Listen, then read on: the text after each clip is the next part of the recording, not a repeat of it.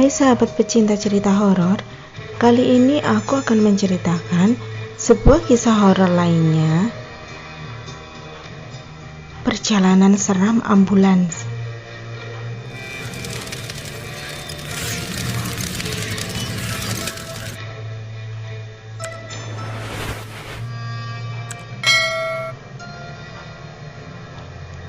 Anton sudah menjadi asisten sopir ambulan selama 7 tahun. Pada suatu malam, dia bersama dengan temannya akan mengantarkan jenazah seorang pria korban kebakaran. Yang kejadiannya, pria itu tidak dapat diselamatkan ketika tiba di rumah sakit dan akhirnya dia meninggal dunia.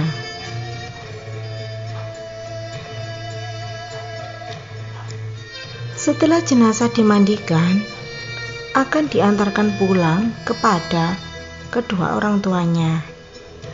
Pada saat tengah malam, Anton dan sopir disuruh untuk mengantar jenazahnya. Hari itu juga, karena pagi harus sudah sampai di kampung halamannya.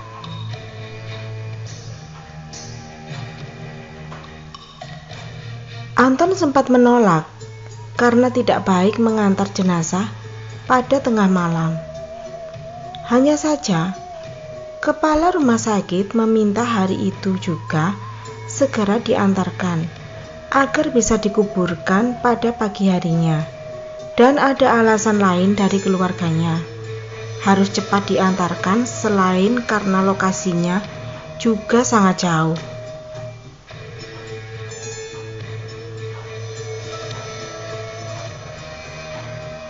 Bagaimanapun juga, demi pekerjaan, Anton tetap melaksanakannya.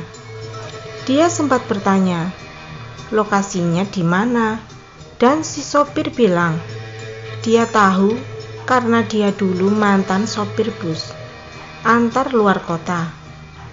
Ketika jenazah sudah di dalam ambulans, mereka pun berangkat. Di tengah perjalanan melintasi jalan tol, dari sinilah banyak kejanggalan mulai terjadi. Ban kiri belakang mobil tiba-tiba saja pecah, padahal muatan yang ia bawa nggak terlalu berat. Namun mereka masih berusaha untuk berpikiran positif. Mereka bergegas minggir mengganti ban mobil, lalu melanjutkan perjalanan kembali. Si sopir mulai agak mengantuk. Akhirnya Anton menggantikan sopir itu. Kemudian Anton membangunkan temannya yang tengah tertidur dan memberitahunya ada hal yang tidak beres.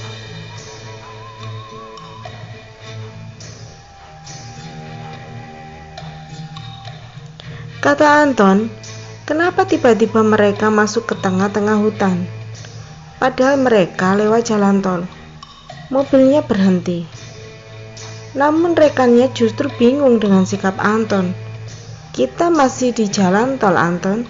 Lihatlah, itu jalan tol, kata temannya. Astagfirullahaladzim, kata Anton. Sedetik kemudian, pandangan Anton mulai berubah menjadi normal kembali.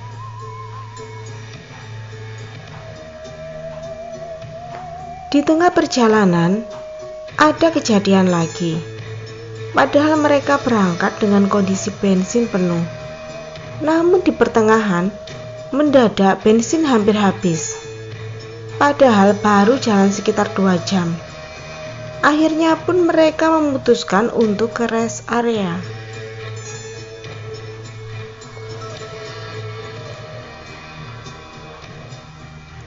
Saat di jalan, terlihat si sopir mulai mengantuk, dan begitu juga Anton. Karena rasa ngantuk yang gak bisa ditahan, mereka singgah di sebuah kedai kopi di rest area sambil mengisi bensin. Kemudian si sopir keluar ingin membeli rokok dan kopi biar gak mengantuk, dan kejadian aneh itu pun dimulai.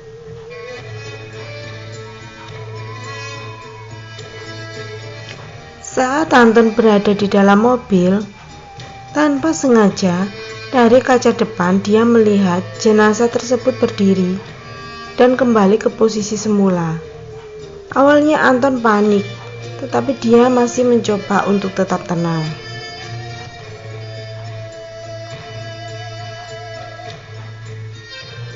Saat si sopir kembali ke mobil, Anton heran melihat si sopir tidak membawa pesanannya. Dan waktu ditanya, dia malah diam. Perjalanan pun dilanjutkan. Tiba-tiba saja HP Anton berdering. Dia terkejut karena yang menelpon temannya yang sopir. Dan Anton mengangkat teleponnya sambil gemetaran. Di telepon terdengar temannya Anton menggerutu karena ditinggalkan. Rasa takut yang dirasakan membuat jantungnya berdetak kencang. Kemudian melihat pocong di sampingnya mengemudikan mobil dengan mata yang keluar dan ada belatung-belatung yang keluar dari matanya.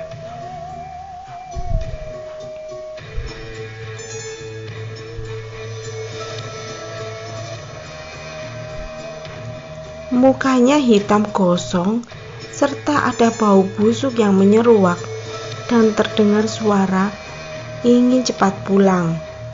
Melihat itu, dia langsung shock dan tiba-tiba Anton pingsan. Beberapa menit kemudian, si sopir bersama dengan pemilik kedai berhasil menemukan Anton yang masih dalam keadaan pingsan.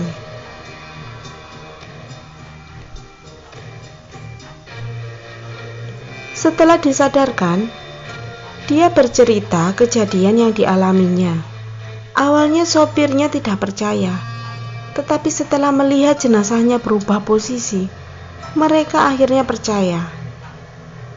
Kemudian mereka kembali ke rest area lagi untuk isoma.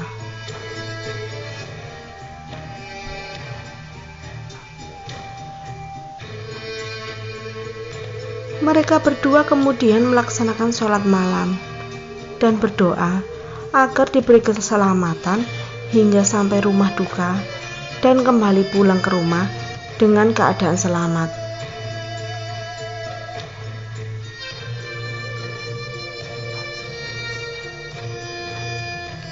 Seketika itu, kondisi berjalan normal dan aman sampai di rumah duka tanpa ada hambatan lagi.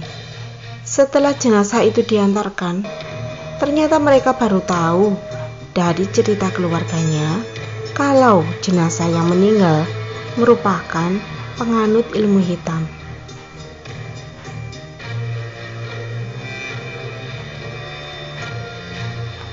Keluarganya sudah lama mengingatkannya untuk segera bertobat. Akan tetapi, dia malah pergi dari rumahnya. Sebenarnya kalau dipikir lagi, jenazahnya itu ingin segera pulang. Akan tetapi, seperti ada yang menghalangi.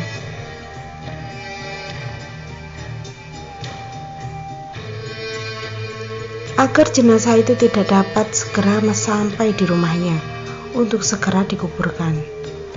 Mungkin dikarenakan ilmu hitam yang dianut. Dan 2 hari kemudian, setelah kejadian itu, Anton keluar dari pekerjaannya dan tidak mau mengantarkan jenazah lagi.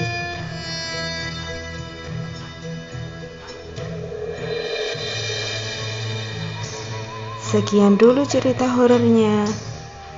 Sampai jumpa lagi ya di cerita horor berikutnya.